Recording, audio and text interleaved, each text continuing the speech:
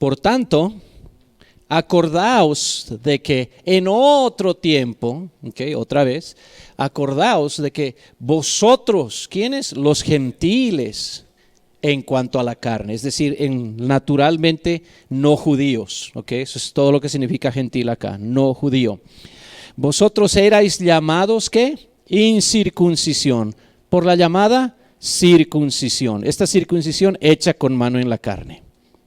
Entonces, tanto los gentiles en cuanto a la carne, como los judíos en cuanto a la carne, ambos, va a pasar algo con ambos, pero ahora, los gentiles erais llamados incircuncisión, y ahí nos acordamos de el filisteo más famoso de la historia, ¿no? Goliat, este filisteo incircunciso, ¿no? Osa hablar de los escuadrones del Dios de Israel.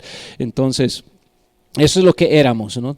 Entonces, note, vosotros los gentiles en cuanto a la carne, en aquel tiempo estabais, y le puse ahí 2 puntitos, y estabais sin Cristo, estabais alejados de la ciudadanía de Israel y ajenos a los pactos de la promesa, estabais sin esperanza y sin Dios en el mundo. Note esa lista. Es para deprimirse, ¿no? En la situación en la que estaban los gentiles. Sin Cristo, que es lo peor, sin Mesías, sin siquiera la esperanza de un Mesías. Alejados de la ciudadanía de Israel. Ajenos a los pactos, porque los pactos abrahámico, davídico, mosaico son con los hijos de Israel. Sin esperanza, sin Dios en el mundo. Entonces note, los gentiles sí tenían dioses, pero llegamos a la conclusión muy temprano de que esos dioses eran ídolos falsos. Entonces, esencialmente están orando a algo que no existe y están orando sin Dios. Sin Dios en este mundo. Eso es todo lo que éramos nosotros los gentiles, incluyendo los bolivianos. Pero ahora que hay un cambio, y los peruanos no se hagan los santos, pero ahora, tenemos un peruano en clase, hermanos, pero ahora en Cristo Jesús, otra vez, vosotros que en otro tiempo estabais, ¿qué? Lejos. Habéis sido hechos cercanos. O sea, cuando decimos estaban lejos, aquí es fácil y es rápido poder leer eso. Pero si nos ponemos en nuestra mente el tremendo abismo que un gentil tenía que cruzar para tratar de ser parte de la comunidad de Dios. Aún para convertirse en un prosélito, cuando un gentil quería servir al Dios de Israel, tenía que comprometerse a guardar los mandamientos de Israel y tenía que pasar un tiempo de prueba y tenía que renunciar a ser gentil y tenía que comenzar a adoptar todo lo de judío, lo que están tratando de hacer los mesiánicos hoy en día, ¿no? Los falsos mesiánicos. Pero Pablo dice nada de eso era necesario, porque una vez que llega el Mesías, somos hechos cercanos no por proselitismo, sino por la sangre de Cristo. Estoy actualmente en la universidad leyendo los rollos del Mar Muerto. Hay uno de los primeros fragmentos que se encontraron. Tal vez alguien no sabe qué son los rollos del Mar Muerto, levante la mano, no es pecado, gracias. 1947, cerca de lo que llaman el Mar Muerto, ahí en la Tierra Santa, creo que son 7 millas de Jerusalén más o menos, lugar desértico, encontraron en una cueva, unos beduinos que viven en esa área, encontraron una cueva 7 rollos manuscritos. En ese tiempo no sabían de dónde eran ni cómo, pero eventualmente después de un tiempo se dan cuenta, son manuscritos del tiempo, alrededor del tiempo de Jesús. Primer siglo, posiblemente escondidos cerca del año 60 después de Cristo, poco antes de la destrucción del templo en Jerusalén. Eso ya después de la muerte, sepultura y resurrección de Jesús. Entre esos hay un rollo que se llama la regla de la comunidad. Okay. Y a través de lo que han estudiado, posiblemente pertenecían esos rollos a un grupo llamados los esenios, que no se mencionan en el Nuevo Testamento. Pero estos eran tan estrictos en la manera en que llevaban la ley, que a los fariseos les llamaba, esos son los que buscan cosas suaves. Okay. Para ellos los fariseos eran wishy-washy, más o menos, sí quiero, pero no sé. ¿Okay? Entonces ellos decían, ellos tratan de escabullirse de la ley, y Jesús tal vez va a estar de acuerdo con eso. Dice, nosotros la guardamos como es. Entonces estoy estudiando uno de esos rollos, y ahí, para ser parte de esa comunidad, ellos rechazaron ya el sacerdocio de Jerusalén. Entonces se hicieron una comunidad fuera. Okay. Y su versículo favorito está en Isaías, donde dice, voz que clama en el desierto, preparad el camino al Señor. Entonces ellos, ¿qué hicieron? Se fueron a vivir al desierto en preparación para la venida del Mesías. Y ellos, para que usted sea parte de esa comunidad, tenía que primero entregar todas sus cosas. Si usted tenía tierra, burros, lo que sea, todo lo entregaba a la comunidad, y tenía que estar en un periodo de prueba por 2 años.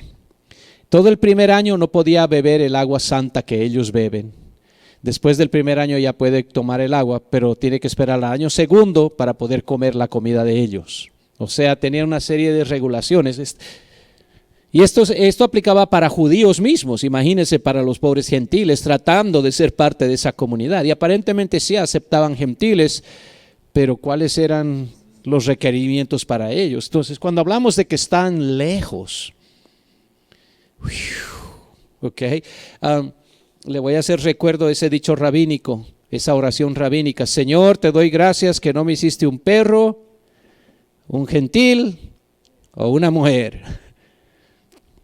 Entonces, perros y gentiles se ladran unos a otros, ¿ok? Esa era la idea de los judíos. Entonces, cuando hablamos de que estaban lejos, digo, estábamos lejos, estábamos lejísimos, ¿ok? Entonces, en otro tiempo estabais lejos, pero habéis sido hechos, ¿qué? Cercanos. Ya no hay un tiempo de prueba, ya no hay rituales de purificación como tenían los esenios, sino cercanos por la sangre de Cristo. Okay. Y solamente para información general, la cueva número 1 tenían 7 manuscritos que encontraron. Al final encontraron 12 cuevas. La última cueva fue encontrada en enero del 2017. Casi 1000 diferentes manuscritos y fragmentos de manuscritos han encontrado ahí. Toda la Biblia hebrea, excepto por el libro de Esther. Tienen varias copias de Génesis, de Isaías, Deuteronomio, y comentarios bíblicos, y también reglas para la comunidad, que es una de esas, es la que estoy estudiando ahorita.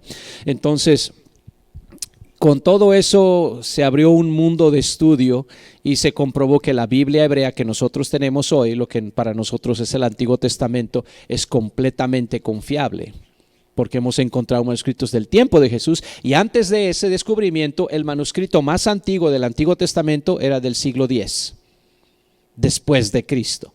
Entonces siempre hay gente que dice, no, pues del siglo X, quién sabe cuánto le cambiarían desde el siglo I hasta entonces.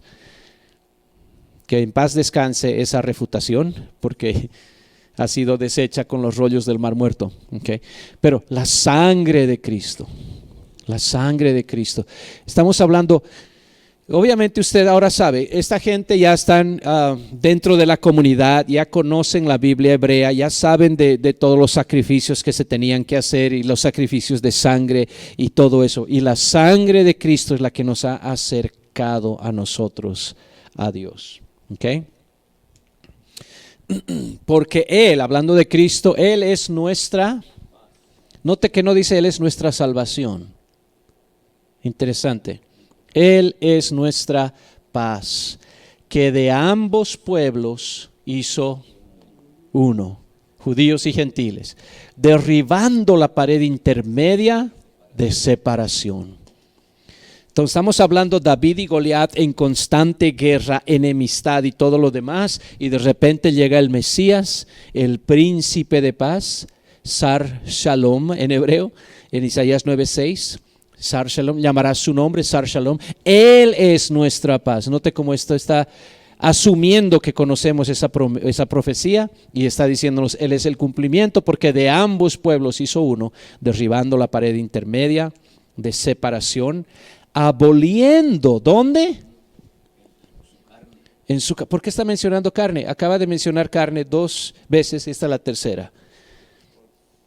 La circuncisión hecha con mano en la carne, ¿no? Los gentiles que no tienen esa circuncisión en la carne. Entonces la carne judía, la carne gentil, ha abolido toda enemistad en su carne.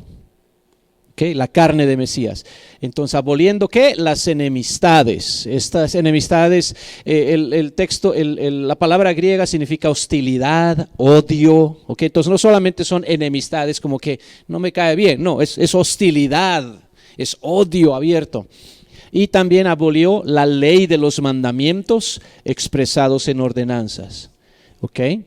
¿Por qué? Porque si no hubiera abolido esto, nosotros tendríamos que meternos a la ley y recién a aceptar el evangelio del Mesías para poder ser salvos. Pablo en Gálatas refuta completamente eso, como lo hace también en Romanos. Entonces no necesitamos guardar la ley de los mandamientos expresados en ordenanzas. ¿Por qué? Porque están abolidos. ¿Ok?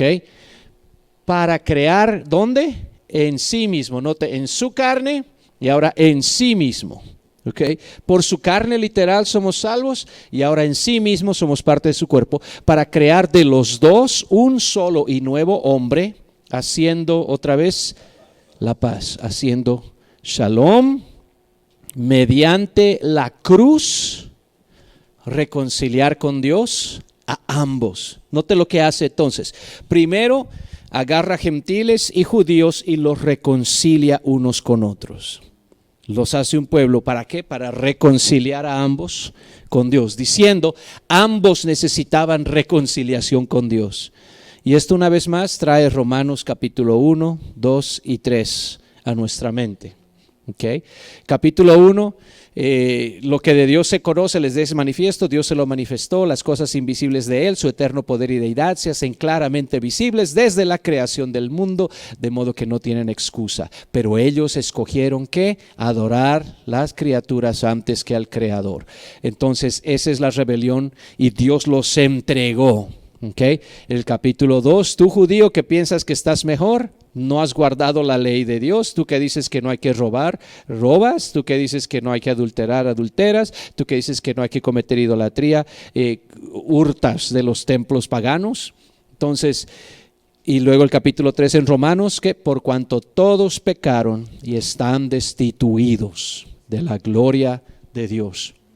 Entonces note, tanto judíos como gentiles reconciliados con Dios, pero ahora ambos en un solo cuerpo, ¿okay? Que es la iglesia. Gracias, hermano. Matando en ella, ¿en quién? En la cruz, las enemistades. Entonces mató la enemistad y dio a luz la reconciliación, ¿ok? Y para mí eso está, wow, poderoso, poderoso. Esa es la obra de Jesucristo. Entonces, note por qué la cruz, y para mí la cruz, ¿ok? Trae reconciliación horizontal y reconciliación vertical, ¿ok? Para mí Dios la tuvo que haber diseñado de esa manera, porque en la cruz no hay solamente, porque a veces pensamos, no, yo estoy bien con Dios y a mí qué me importa que el hermanito. ¿No? Y yo digo, necio, no te das cuenta lo que hace verdaderamente la cruz. Si la cruz no te puede reconciliar horizontalmente, tampoco puede reconciliarte verticalmente. Porque le estás quitando efectividad a la cruz, diciendo, sí, la cruz me puede cubrir los pecados, pero no me puede reconciliar con mi hermano. Y el apóstol Juan va a atacar eso bien duro y va a decir, el que aborrece a su hermano es homicida. ¿Verdad? Entonces tenemos que darnos cuenta del poder, el shalom que trae Dios es algo que nos afecta y nos infecta en todo este mundo en el que estamos viviendo, y también nos hace trascender ese pecado para reconciliación con aquel de quien bajo cual estábamos, bajo su ira. Okay. Éramos hijos de ira, ahora vamos a ser ¿qué? Hijos de la reconciliación. Okay. Ahora, cuando hablamos de esa pared intermedia de separación, algunos han sugerido que tal vez la imagen es la del templo. Okay. Estamos aquí viendo el templo del tiempo de Jesús, el templo de Herodes. Okay. Este templo, acuérdense, el primer templo fue hecho por Salomón, fue destruido completamente por los babilonios cuando fueron llevados en cautividad. Regresan de la cautividad bajo Esdras y Nehemías y comienzan a reconstruir el templo. Ese es conocido como el segundo templo. El templo de Herodes es simplemente una refacción de ese segundo templo. Okay. Ese segundo templo no fue destruido y entonces Herodes viene y comienza pues a hacerlo bien suntuoso, más grande y todo eso. Dentro de ese templo tenemos la corte, obviamente las cortes de afuera, y hay una corte llamada la corte de los gentiles. Okay, donde aquellos que eran los temerosos de Dios, en inglés God-fearers, okay, los temerosos de Dios, aquellos gentiles que querían acercarse al Dios de Israel, podían acercarse hasta la corte de gentiles. Pero aquí hay como una pared que es más como un velo, vamos a decirlo así. Okay. Aquí lo pueden ver de otra manera. Ahí está el templo, lugar santo, santísimo. Ellos, los gentiles, nunca podían llegar al lugar santísimo ni al lugar santo. Entonces ellos tenían que quedarse aquí en la corte de los gentiles. Hasta aquí llegan y aquí hay un velo, tal vez una barda, podemos decir, que separa. En esta barda había un letrero que decía: gentil que atraviese esto, ciertamente morirá. Entonces no era como que, ay, te equivocaste, sí, qué pena, estaba buscando el baño. No hay tal cosa, ¿ok? Te pasaste por ahí, estás muerto, ¿ok? Destruido. Ahora, acuérdese que los judíos bajo el imperio romano pierden la potestad sobre la vida y la muerte. Perdieron lo que llamamos el cetro de Judá, ¿ok? Ellos no podían dar muerte a nadie sin permiso del imperio romano. Pero en este caso, el imperio les dio la potestad de que si algún gentil atraviesa esta corte, ellos sí le pueden dar muerte ahí mismo. Okay. Entonces Jesús era judío, nunca pudo hacer eso, y por eso es que para matar a Jesús ellos tuvieron que ir a través de Pilato, porque no podían matar a Jesús simplemente sin la aprobación del gobierno romano. Okay. Pero en Hechos, ¿se acuerdan cuando Pablo es arrestado y comienza toda la larga travesía hasta Roma? Ven a Pablo por acá con un compañero de milicia que era gentil, ¿ok? Y piensan, y después ven a Pablo aquí adentro y piensan que él metió a un gentil ahí adentro. Entonces acuérdense, en la mente de los judíos, Pablo quebranta la ley, para él la ley no vale nada, entonces ¿qué le sirve? Seguramente que metió a un gentil porque ya no respeta nuestras leyes. Y por eso es que se hace ese tremendo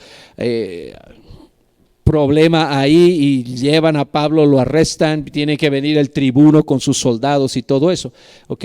Porque piensan, ha traído a un gentil y lo ha metido dentro. Entonces, por eso les digo, hay inclusive el letrero, es pena capital el que pase eso. Entonces, algunos dicen, posiblemente esta es la pared intermedia de separación, que todavía está en la mente de esta gente, y Pablo está refiriéndose, esta pared ha sido derribada por Cristo. Gentiles ahora pueden entrar no solamente a la corte de afuera, sino al lugar santo y al lugar santísimo. No en el templo literal, pero en el mundo espiritual. Porque todo aquel que puede participar del Espíritu Santo está prácticamente en el lugar santísimo. Porque ahí es donde vivía el Espíritu Santo bajo el Antiguo Testamento. Entonces, lo que Pablo está diciendo es poderosísimo para los gentiles. Imagínese usted siendo gentil y escuchando esa carta leída. Como que, ¿no? Unas cuantas maromas por aquí. Me vuelvo pentecostal si no lo fuera. ¿Okay? Y le doy una danzadita. ¿Por qué? Porque se me han abierto las puertas de par en par. Por la gracia, por la sangre, por la cruz.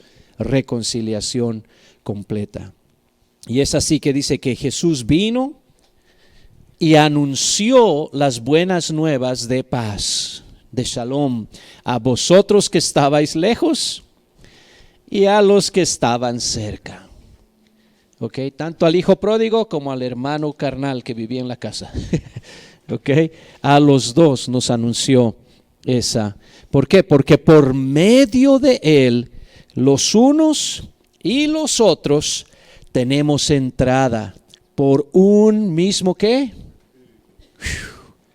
Al Padre. Los unos y los otros. Esta frase de decir tenemos entrada es temple talk. Ese es el lenguaje del templo. Tenemos entrada por un mismo espíritu al lugar donde está el Padre. Ahí donde está, en inglés se llaman Shekinah, en hebreo Shekhinah, la gloria de Dios que vivía en el lugar santísimo. Tenemos entrada ahí. Pero no soy circuncidado, no importa. Nunca he guardado la ley de Moisés, no importa. ¿Por qué? Porque lo que llevas ahora en ti es más precioso. ¿Qué llevo? La sangre de Jesucristo. Por eso puedo entrar, por eso tengo entrada. ¿Dónde encontré esa sangre? ¿Dónde apliqué la sangre? En las aguas del bautismo, en el nombre de Jesús. Okay. Hebreos capítulo 9, Hebreos capítulo 10 van a decir que ni el sumo sacerdote podía entrar al lugar santísimo. Y si entraba era una sola vez al año y no sin sangre. No sin sangre. Y ahora tenemos entrada por esa sangre y por un mismo espíritu al Padre. Y entonces note que hay parte del tema principal de Efesios, la reconciliación y la unidad. Esa palabra es importante en Efesios, porque de ambos pueblos hizo uno en 2:14. Y ni siquiera la palabra pueblos no está en el original, pero la suplen. Puede decir de ambas razas, judíos y no judíos. Hizo uno para crear en sí mismo de los dos un solo y nuevo hombre, en el verso 15. En el verso 16, para reconciliar con Dios a ambos en un solo cuerpo. El verso 18, los unos y los otros tenemos entrada a un mismo Padre. Entonces note lo que hace, no solamente nos reconcilia, nos hace un solo cuerpo. Entonces podemos decir, ¿de qué iglesia es usted? De la misma iglesia de Felipe y Andrés y Simón y Juan y Jacobo. Somos parte del mismo cuerpo.